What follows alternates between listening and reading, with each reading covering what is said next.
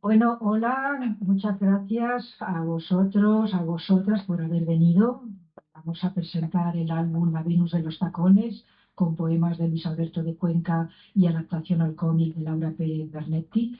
Luis Alberto de Cuenca ha tenido una operación bastante grave y le han alargado el postoperatorio, por lo tanto no ha podido viajar. Además había pagado el pasaje, el hotel, todo, y bueno, un lío de cuidado. Entonces, nada, pasó la palabra a Antoni Giral, que ha sido muy amable, ha aceptado presentar este álbum.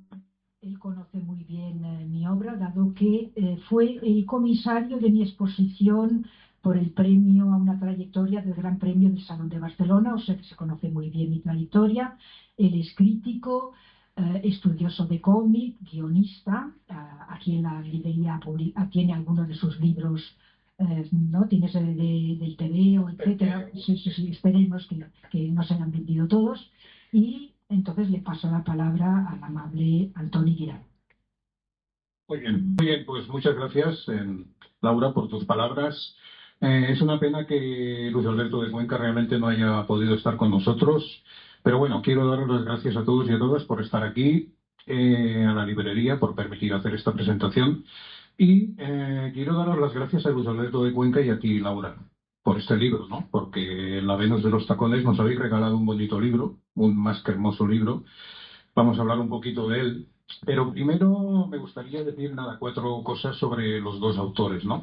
Luis Alberto de Cuenca, creo que todo el mundo lo sabe. Es poeta, es narrador, es estudioso literario, fue secretario de Cultura, fue director de la Biblioteca Nacional de España y, además, tiene una relación muy estrecha con la historieta, porque a él le gustan mucho los cómics y cuando fue director, por ejemplo, de la Biblioteca Nacional de España, pues promovió una exposición sobre los 100 años de TVO.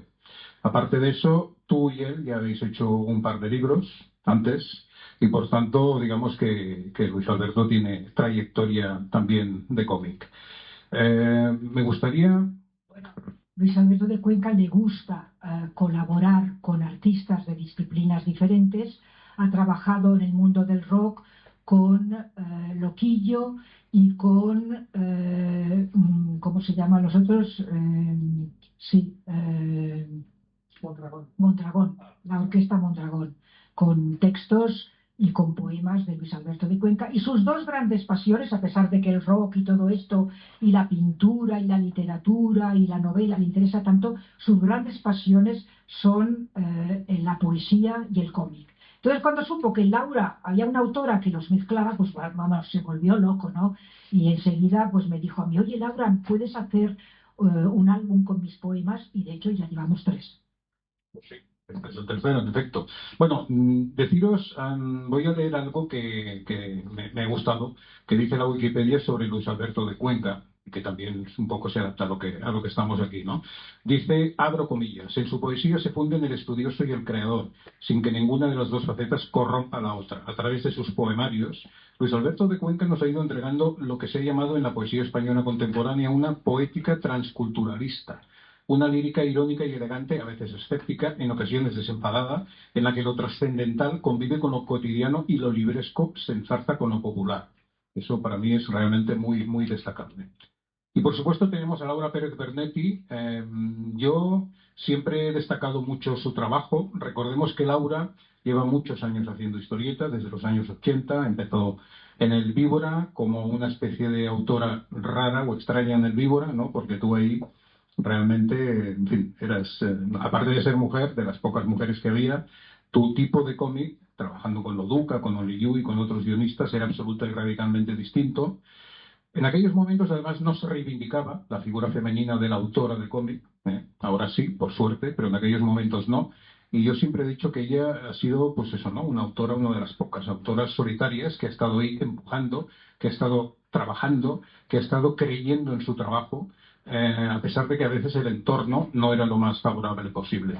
Aún así, ella ha trabajado a lo largo de estos años pues con guionistas, como he dicho antes, con Oli Yu, con Loduca, también con Felipe Hernández Cava, con Antonio Altarriba. y con guiones propios. Y ha hecho obras que para mí son sencillamente magníficas con estos guionistas en solitario, ¿no? Como Sara Servito, El brillo del gato negro, Dos habitaciones desmanteladas. Pero llegó un punto, en 2012, en el que publicas Pessoa Ancilla. Yo creo que ahí marcas una especie de punto y aparte, ¿no? No sé si tú eres consciente, ¿no? Porque empiezas un poquito con esas, llamámoslas adaptaciones literarias o versiones literarias. ¿Eres consciente de eso? Bueno, yo antes ya en el Víbora había dibujado literatos, ¿no? Hawthorne, Kafka, Schwab, etcétera. Pero, pero claro, con la poesía descubrí que tenía una estructura mucho más libre que los guiones de cómic, ¿no? Porque mis guionistas han sido todos muy buenos. Aquí hay uno, Pedro Riera, entre los que he trabajado, y me han respetado muchísimo, han dejado que hiciera, que dibujara lo que me diera la gana, pero es verdad que el poema yo elijo lo que quiero dibujar, qué estrofa quiero dibujar y añado lo que quiero, ¿no? Entonces es una estructura que para el dibujante es más libre.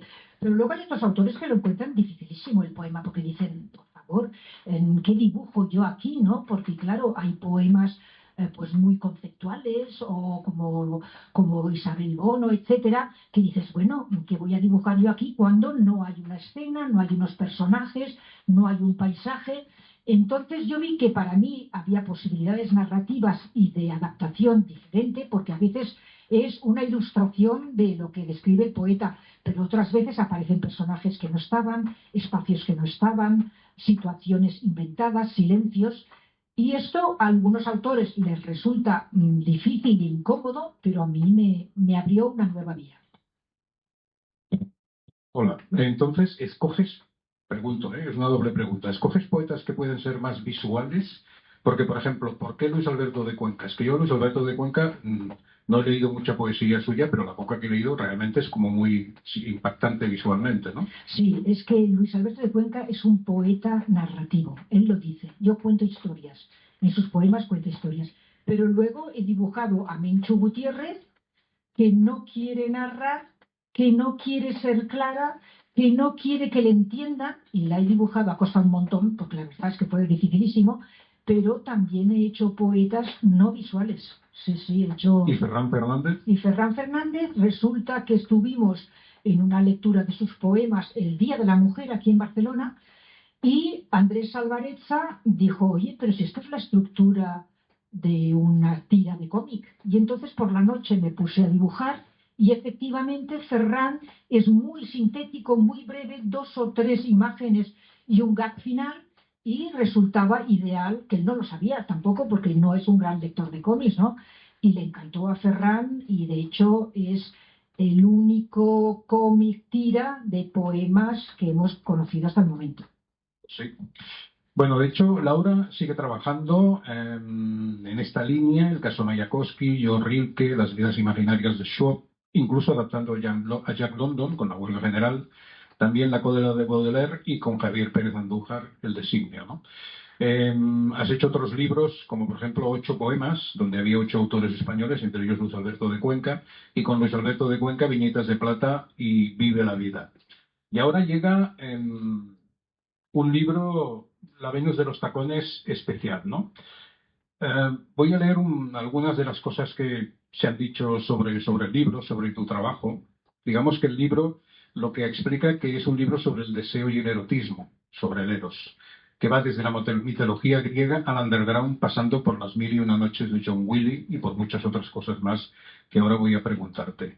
Hay una experta en historieta española, francesa, que es Viviane Alary. Sí, desde los años 80 vivían en Clermont-Ferrand. Sí. Exacto. Que dijo, abro comillas, Laura Pérez Bernetti ha hecho del cómic un arte del deseo, que combina la descripción explícita y detallada de escenas y ritos sexuales con un trabajo de estilización y simbolización, fruto de una trayectoria de exploración y búsqueda refinada y profunda del arte erótico de la antigüedad y del actual. Cierro comillas.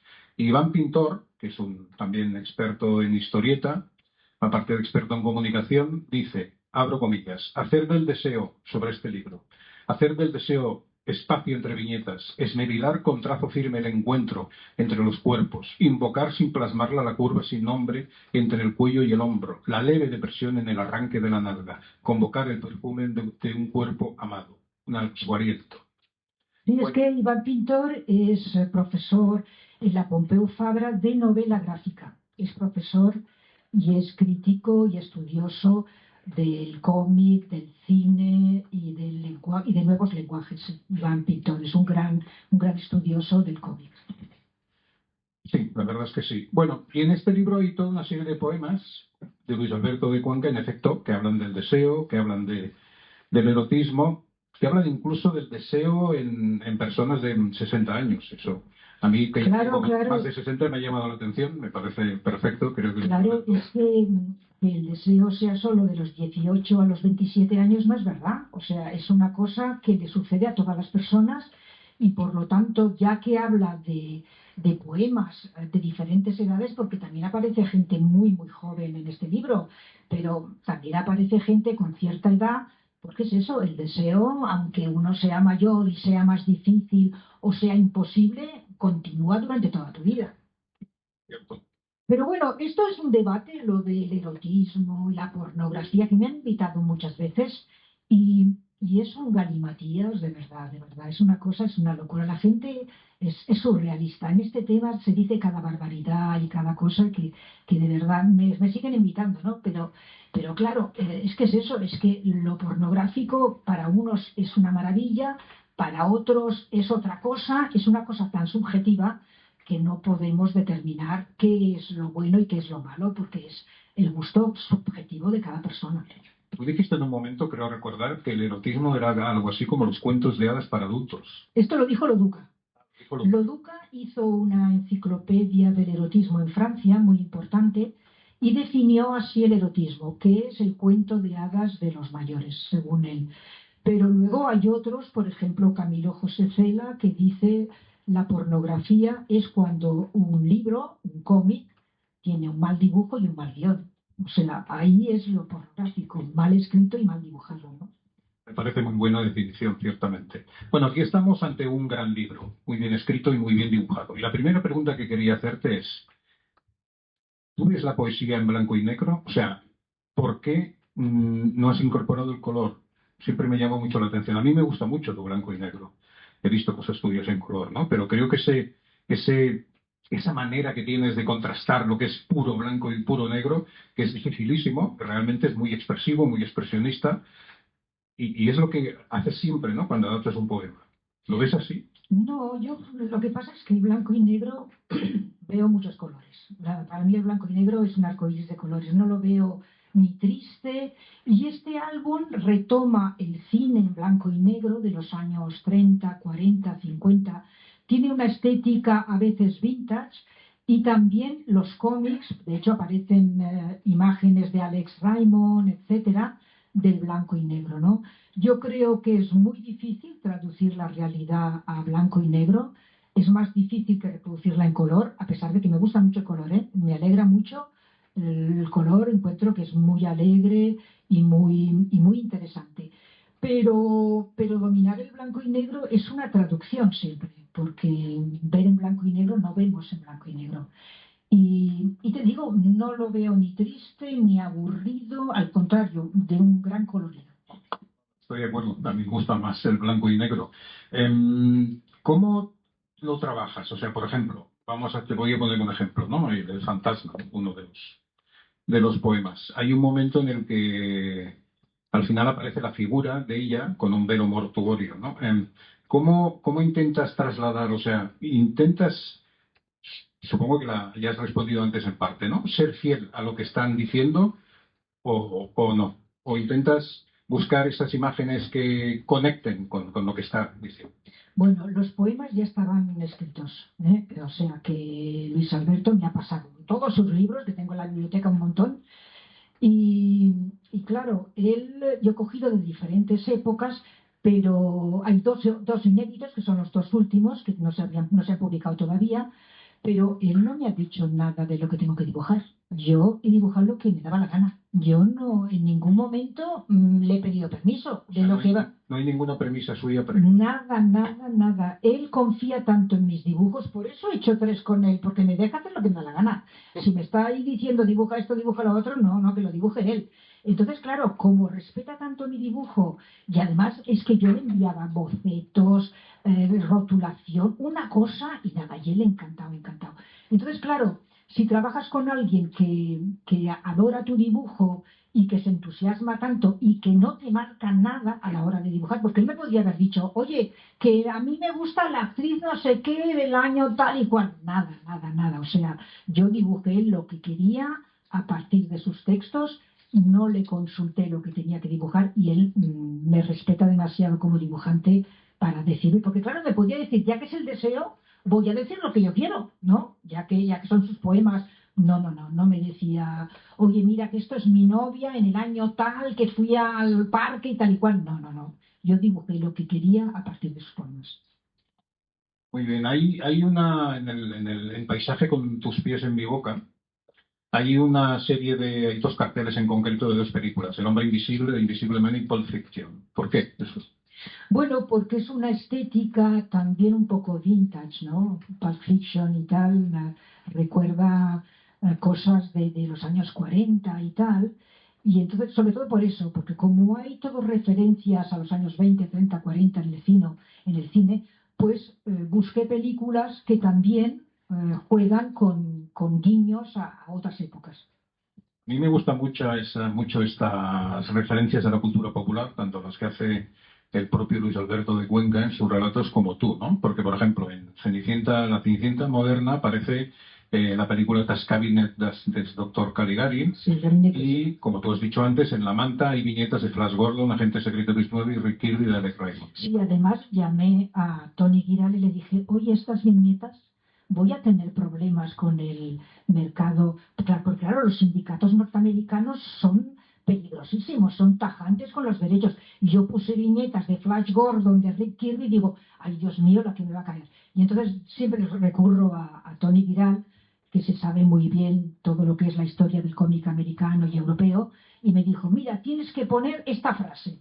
Y entonces puse la frase para no tener problemas con el copyright de Alex Raymond, ¿no? Claro, de todas maneras no hubiera tenido problemas porque ahora que lo he visto, ella interpreta esas viñetas, o sea, evidentemente están sacadas de Sí, Raymond, sí. pero tú las interpretas con tu estilo. Y eso, Claro, pero incluso la gente que interpreta viñetas de clásicos puede tener problemas. Luego gana el juicio, ¿no? Pero sí que te pueden poner problemas porque la interpretación no se parece demasiado, ¿sabes? Puede haber problemas igualmente con la interpretación. en este caso seguro que no.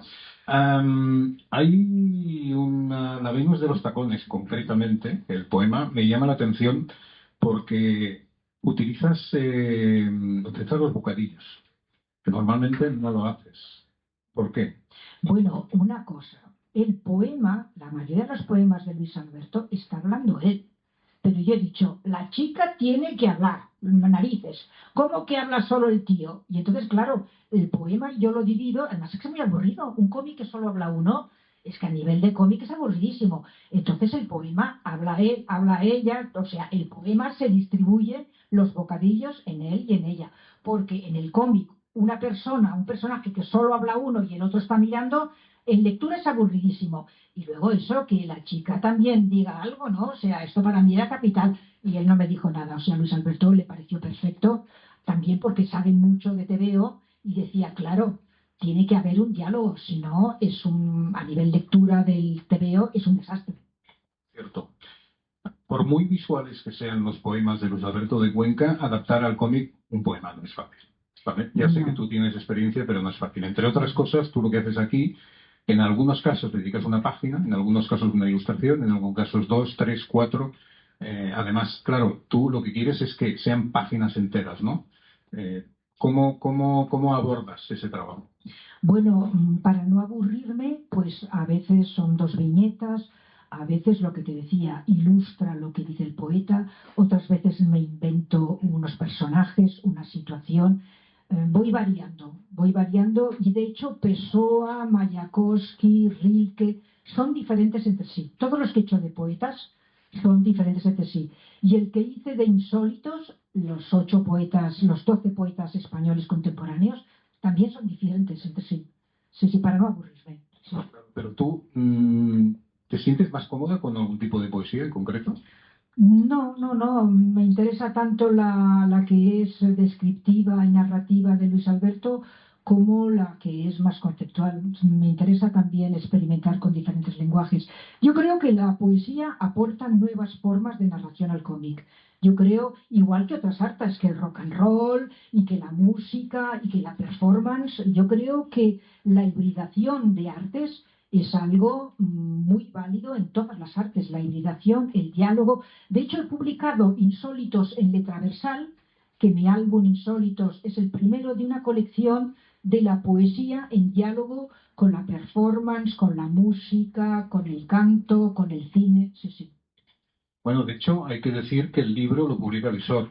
Sí, es No el primero. olvidemos que Visor es una editorial básicamente especializada en poesía. Sí, eso sí, desde los años 60. Yo creo que es la más antigua. Sí, Visor Libros. Sí, sí, El sí. primer cómic que publica. Es el primer cómic de poesía gráfica y piensa hacer más. Y de hecho ya hay algunos poetas que dicen, ostras, yo también quiero.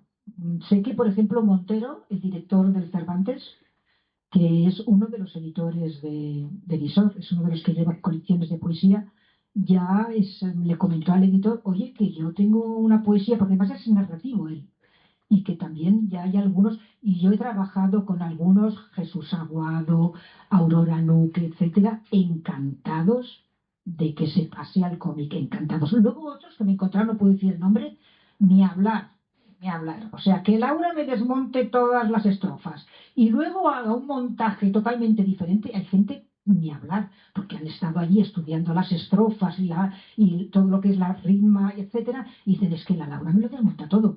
Entonces, hay algunos que me lo han dicho, oye, ni hablar de que me desmontes todo el montaje. Sí, sí.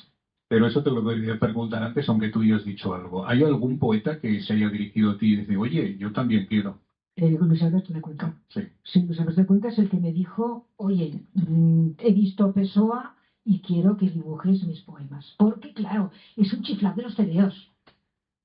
Jesús Aguado también, ¿eh?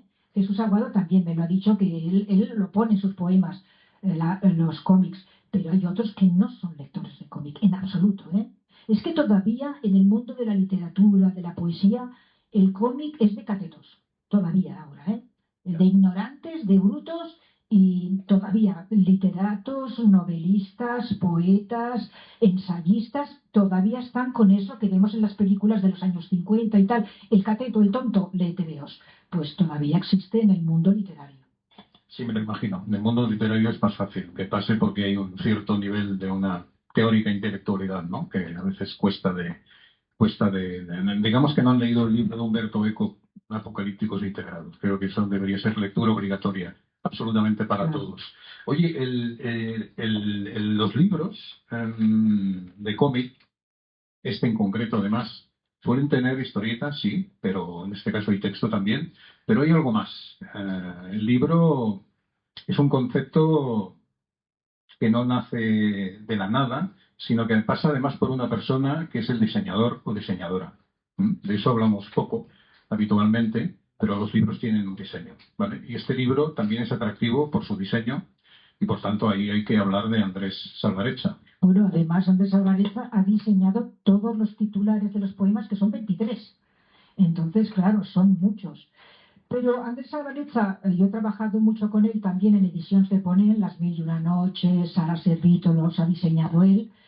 Y trabaja también para la cúpula. Ha hecho, por ejemplo, Locas de los hermanos Hernández, ha hecho varios libros importantes en ediciones La Cúpula. Y tengo mucha confianza porque escucha lo que quiero como diseño y tiene un gusto exquisito y bueno, el editor está muy contento también. Sí, sí.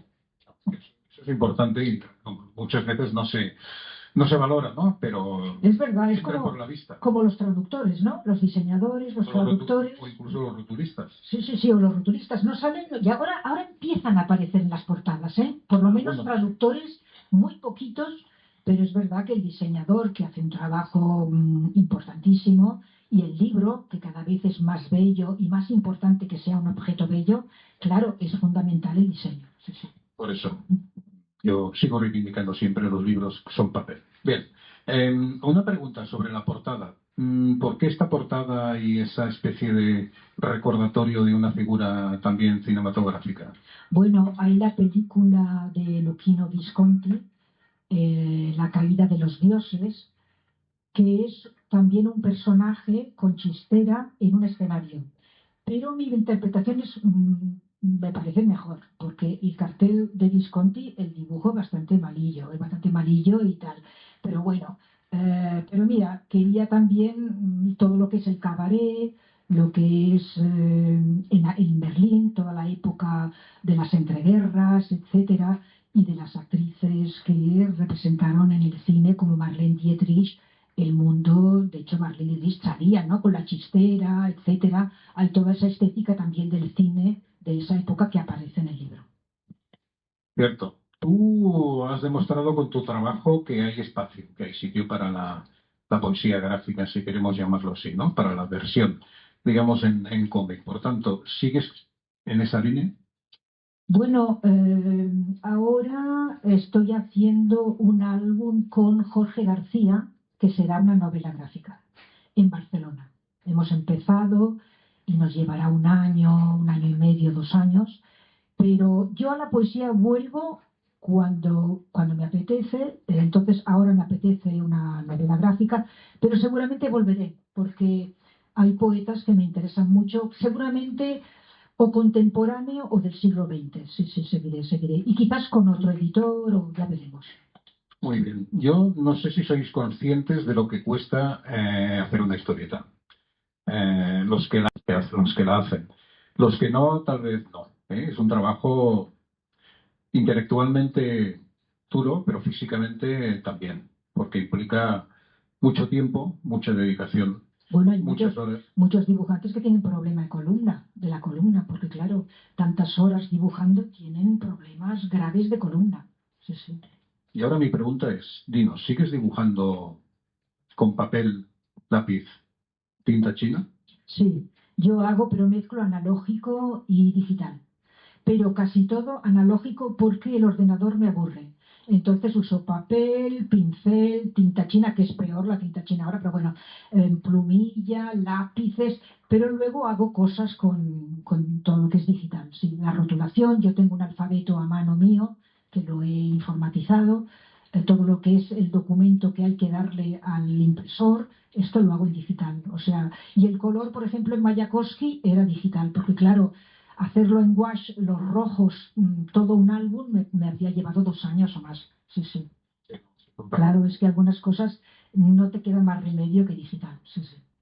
Pero me alegra que sigas trabajando a mano. Gracias. ¿Trabajas previamente con bocetos? O sea, Sí, sí, sí. cuando recibes un poema como este, ¿cómo te lo planteas? ¿Haces el boceto a lápiz de cómo repartirías las viñetas? Sí, sí, sí, hago bocetos por páginas. Hago bocetos por páginas y a veces ese mismo boceto lo escaneo y lo perfecciono. Y otras veces es un muñeco, es un de palo, que no lo puedo utilizar y que sencillamente me indica dónde está el personaje, dónde están los muebles, etcétera. Pero sí que hago bocetos y a veces el boceto es luego la viñeta final. Sí, sí. Bueno, está claro que para ti la historieta es un medio de comunicación importante, básico. Entre otras cosas, yo creo que Laura se ha tomado siempre la historieta muy en serio desde el principio, desde sus primeras historietas, ¿no? No era solo un medio de evasión, de hecho para ti básicamente no ha sido un medio de evasión, sino un medio de reflexión, un medio de sentimientos, un medio de expresión, un medio de buscar de alguna manera el alma, ¿no? El alma de los humanos, ¿no? De lo que somos. Y a partir de aquí has ido trabajando en muy diversos registros, pero siempre has tenido una coherencia. Bueno, y luego lo difícil de que el editor te publique, porque el editor del Víbora me decía barbaridades de que presentara una historia de mitología, de Marcel Schwab, o sea, en un mercado que no había mujeres y que lo que yo proponía, pues recibía verdaderas críticas demoledoras por parte de los editores. Yo me alegro mucho de que ahora la cosa para las mujeres sea mucho mejor. Espero que dure y que no sea como en los 70, 10 años de feminismo y se acabó. Espero que se mantenga el apoyo a las autoras, pero indudablemente yo creo que cuando se las apoya se produce muy buena obra. Si se le da confianza a las mujeres artistas, se crea buenas obras, eso es indudable. Entonces, para ti, dejando de lado que seas mujer, a lo largo de tu trayectoria, ¿te ha costado encontrar editor? Me ha costado mucho, mucho, mucho, incluso ahora.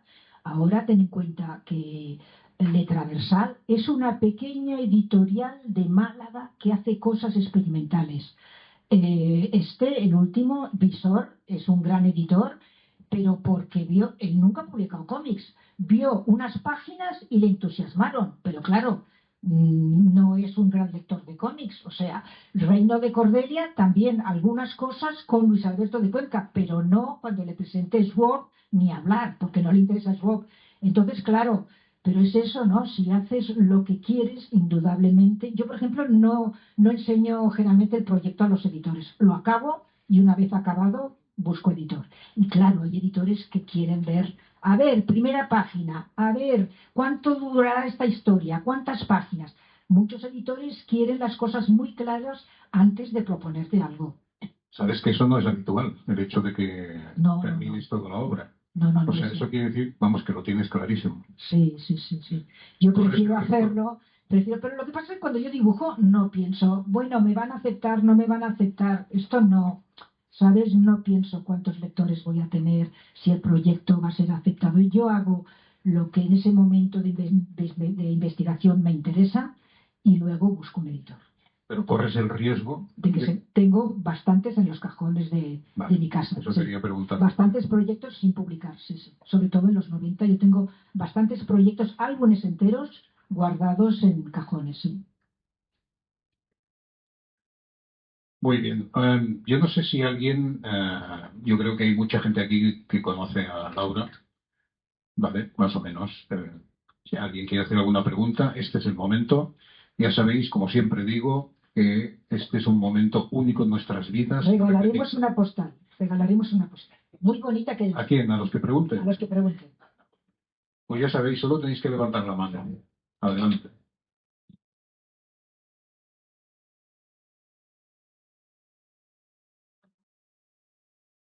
Me llamo Carla.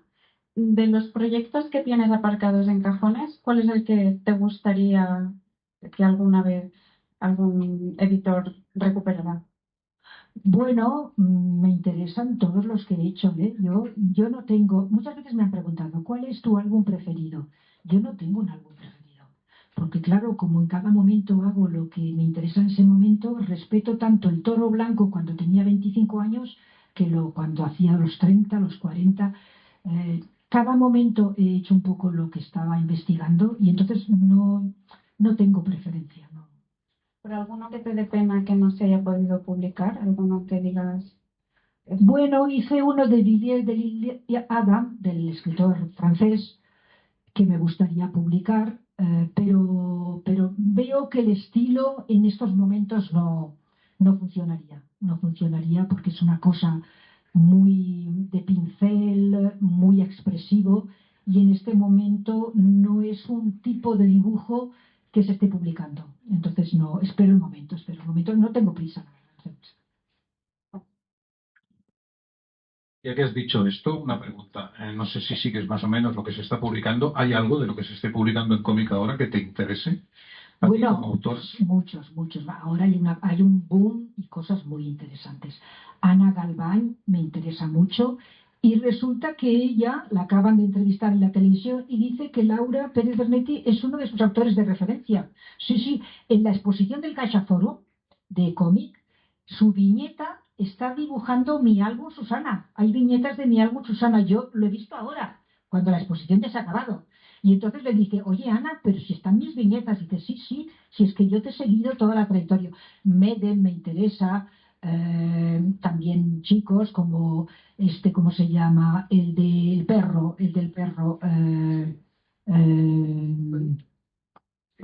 Marc Torices me interesa mucho. Y además encuentro que Marc Torices tiene algo del sarcasmo del Víbora de los 80. Y entonces a la gente que estuvimos en el Víbora nos gusta mucho Martorices, porque no sé, quizás no tiene nada que ver con nosotros, ¿eh? Pero sí que tiene esa, porque claro, el humor anterior de todo lo que es Mortadelo y Filemón, etcétera, era un humor más bien blanco. Y el Víbora era sarcasmo, tenía bastante mala uva. Y Martorices, que tampoco es muy mala uva, pero sí que tiene un poco del sarcasmo que teníamos en esa revista. Sí, sí. Pero yo creo que ahora hay cosas muy interesantes, sí, sí. Lo que pasa es que la industria es un desastre. O sea, en España la gente no se puede mantener del cómic, todos tienen otro oficio, eso es grave. O sea, que haya talento y que no se pueda mantener la gente, para mí yo creo que es grave. Sí. Tú también tienes que hacer que ilustraciones, Yo soy profesora, sí, sobre sí, todo sí, las sí. cosas. Y ilustraciones, sí, sí. Es que de hecho muy poca gente, Paco Roca y dos o tres más en España, ¿eh? Y tampoco son ricos. No, no, hoy por hoy. Bueno, Canales me han dicho que sí. Bueno, El claro, guionista de Black pero Shark, es que Juan Díaz Canales trabaja para editoriales extranjeras. sí, Es el guionista de Corto Maltés, que es una gran serie que vende cientos de miles de ejemplares, de Black Sat, de que es Black una Shark. serie hecha para Dargaud, para una editorial francesa que vende cientos de miles de ejemplares. Claro, es un Claro, caso especial. claro. Estos autores que de hecho incluso dicen que igual se van a Francia a vivir, dice Canales. Pero claro, son dos, tres en España y sobre todo porque están en el mercado americano, porque están en el mercado franco-belga, etcétera. No el español. En cambio, Paco Roca sí que es el español, ¿no? Realmente su gran Sí, mercado. es Sí, muy curioso. Paco Roca sí. es el único autor, dejando de lado a Ibáñez, que claro, ahora ya no está entre nosotros, pero bueno, Paco Roca es el único autor que trabaja para el mercado español que llega a vender, pues por ejemplo, y eso son cifras contrastadas, ha vendido 100.000 ejemplares de libros como pues Arrugas Claro. o Los surcos del azar. Estamos hablando de 100.000 ejemplares, eso es muchísimo. Vittorio Giardino, que somos muy amigos, igual hacemos un álbum juntos a cuatro manos, me decía que le gusta mucho Paco Roca, Vittorio Giardino, sí. Y me parece que le ha hecho un prólogo, ¿no? A Paco Roca, Vittorio Giardino le ha hecho un prólogo a uno de sus álbumes, sí, sí, sí. Claro, es línea clara, es la memoria, Es los muy dos, narrativo. claro, los dos son la memoria, sí, sí, sí. Sí. Va, venga, más preguntas. Pues, APM. por lo que decíais, ¿por qué aquí no triunfa? O sea, ¿por qué solo Paco Roca? ¿Por qué? ¿Porque no nos gusta el cómic o por...? No, porque no hay una industria fuerte. Entonces, La industria no cree en el cómic, tal vez. Claro, la industria te paga un adelanto que a veces pues son 1.000 euros. Entonces, si tú has trabajado un año, 2 años en un álbum, divídelo por 24 meses, ¿sabes? Entonces, claro, y Paco Roca vende muy bien, pero no te creas que tanto. O sea, 100.000 ejemplares, claro, y tiene un contrato especial. Claro, cuando un autor factura tanto, también tiene un porcentaje mayor por parte del editor. Pero no hay una industria fuerte que pueda darle un sueldo importante al autor, al dibujante y al guionista. Esto no existe en España. Aparte, 3, 4 autores nada más. Lo que hay muchos autores españoles que trabajan para Marvel, etcétera, Estados Unidos, que les va muy bien, ¿eh? Que ganan muy bien para el mercado norteamericano. Es una cuestión de tiradas, de tirajes. O sea, si en nuestro país, por ejemplo, en Francia es un país donde se ha asumido la historieta más como parte de su cultura, ¿no? Especialmente en Bélgica. Parte de su cultura quiere decir que para ellos leer historieta es algo, bueno, pues relativamente normal, pero para todas las clases sociales o para todo tipo de lectores. No estamos hablando solo de superaficionados, ¿no? Por tanto, la han asumido, ¿no? Y han conseguido o consiguieron llegar a tirajes de al mínimo de 10.000, 15, 20, 100. Bueno, Pero eso ya no es así. pero Francia tampoco. Moebius llegó a vender 1 millón, ¿eh? Sí, Algunos, 1 es un millón, caso, imaginaros. Sí. aparte. Pero ahora ni eso, ¿no? En Francia empieza a haber quejas de autores y autoras que antes podían vivir de la historieta y ahora no. Tienen que compartirse porque las tiradas han bajado, entre otras cosas porque el mercado es lo que hay y hay un mercado en el que ha irrumpido con mucha fuerza desde hace tiempo en Francia, también aquí, pues por ejemplo el manga, ¿no? Claro, entonces no estoy diciendo en tono negativo, ¿no? Sino que para mí el manga es historieta y por tanto muy digna y hay mangas absolutamente extraordinarios. A mí hay mangas que me gustan mucho, pero es verdad que el mercado español es mucho más difícil que el mercado del manga en España, incluso en Francia. El manga se ha impuesto. Cuando los franceses protegían a sus autores, ahora el manga también en Francia es muy potente, sí, sí. ¿Y cómo lo veis con las nuevas generaciones, los jovencitos que van todos al manga? Yo lo veo ¿Cómo lo ves bien. en el futuro? Yo lo El veo cómic, bien. me refiero. Yo lo veo bien, ¿eh? Pero mira, yo he tenido a alumnos y alumnas que vienen a mi curso, porque yo tengo un curso de ilustración, que dibujan manga desde niños, no se pueden quitar el estilo, no se lo pueden quitar, los ojos grandes, las bocas pequeñas, el pelo tal y cual, y vienen al curso desesperados porque es que desde niños están dibujando esa figura del manga y no, claro, llegan a mi clase que tienen, yo los tengo de 16 hasta gente de 70, y estos que vienen de los 16 no pueden quitarse esa imagen del manga, aunque les hagas hacer ejercicios de esto y lo otro y experimentar. Claro, el manga está marcando un estilo muy repetitivo de caras, que es muy bonito, pero claro, hay muchos, es que claro, en Japón copiar no es una vergüenza. Para nosotros sí, para los europeos y los occidentales, que tú estés copiando al vecino de al lado, ostras, tío, sea un poco original, pero en Japón no es vergonzoso. La copia no es vergonzosa para ellos. Para su cultura no pasa nada, aunque sea exactamente, es válido. Entonces, claro, es otra cultura que la repetición de estereotipos no es, y se ha impuesto en todo el mundo. Y gusta mucho a la gente joven, y de hecho el manga ha conseguido lectoras mujeres. Esto es muy importante. El manga ha conseguido mujeres lectoras, sí, sí. No solo eso, sino que si nos consigue lectores de manga, esos lectores de manga también pueden ser lectores de otro tipo de cómic que no sea manga. Por tanto, eso es muy positivo, ¿no? El problema está en que, claro, la fuerza que tienen las series manga, que a veces vienen arropadas por series televisivas que se pueden pasar en diversos sitios, no la tiene la historieta producida aquí. Claro, claro. O sea, las posibilidades es la industria japonesa es enorme. En Japón, algunas de las personas más ricas japonesas son historietistas. Son historietistas, porque claro, se factura la película, la televisión, todo lo que son muñequitos y merchandising, claro, todo eso va pagando royalties. Más preguntas. Pensad que aquí hay tarjetas, ¿eh? De momento solo vamos a repartir dos. No, solo dos. Ah, ya tienes una. Valen mucho estas tarjetas, mucho, mucho. Las podéis vender luego en Internet. Porque en Internet hay mucha gente que está vendiendo dedicatorias de autores. Sí, sí, sí. Las arranca del álbum y las vende. Sí, sí, sí. En fin, bueno, oye, no sé, yo evidentemente os animo a que compréis, a que leáis y a que disfrutéis este libro, ¿no? La Venus de los Tacones, porque yo diría que los trabajos que han hecho Luis Alberto de Cuenca y Laura Pérez Bernetti siempre son interesantes, ¿no? Pero este tiene un especial atractivo por esa interpretación que ha hecho Laura de muchos de esos poemas, ¿no? Son interpretaciones que van más allá de la lectura del poema. Es como si este libro tiene dos lecturas, ¿no? Porque está el poema. Tú lees primero el poema y luego lees la historieta de Laura, ¿no? Y son dos lecturas distintas, a pesar de que el texto sea el mismo. Porque tú a veces cuando lees un poema puedes hacer volar tu imaginación.